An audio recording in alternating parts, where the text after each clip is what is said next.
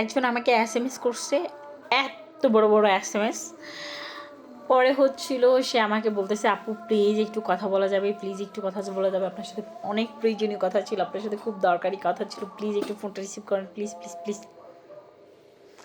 আমি না পেরে ভাবলাম দেখি একটু কি বলি, একটু ফ্রি টাইমও ছিলাম, তো রিসিভ করলাম। রিসিভ করে বললাম যে হ্যাঁ বলুন ভাইয়া। তো বলতেছে যে আপু এটা কোথায়? তো আমি বললাম আপনি কোথা থেকে বলতেছেন? তো যাই হোক আমি নাম বলবো না। তো সে বলতেছে যে এই তো এখান থেকে। তো আমি বললাম জি ভাইয়া, আসলে তো আমি কোনো বিজনেস টিজনেস এখন স্টার্ট করি নাই। তো তাকে বলতেছি আপনি কি কিছু নেবেন ভাইয়া? বলে কি? 3 পিস কালেকশন, কসমেটিক কালেকশন কিছু নেবেন? আমি আসলে বিজনেস নিয়ে ব্যস্ত আছি। বলে একটু কথা বলা যাবে? আমি বলি না ভাই আমি আসলে একটু ব্যস্ত আছি।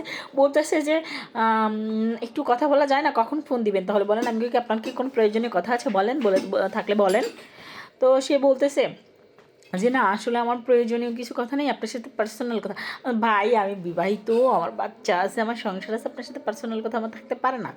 কারণ আপনি আমাকে আপনি আমার ফ্রেন্ড লিস্টের মানুষ, ফ্রেন্ড লিস্টেই থাকবেন। আমি কন্টেন্ট দিব, সেই কন্টেন্টে love react, high share, copy link করবেন, ঠিক আছে? তো যাই হোক সব কিছু মিলাই আমি আর কথা বলতে পারছি না, আমার হাসি পাচ্ছে। কেন হাসি পাচ্ছে? কেন কেন?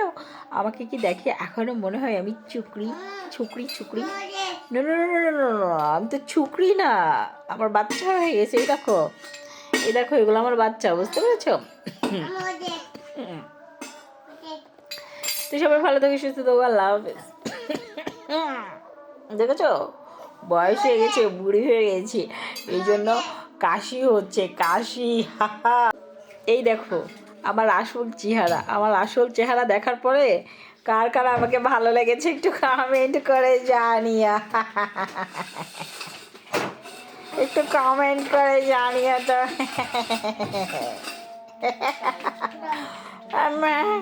দেখেছ আমার আসল চেহারা।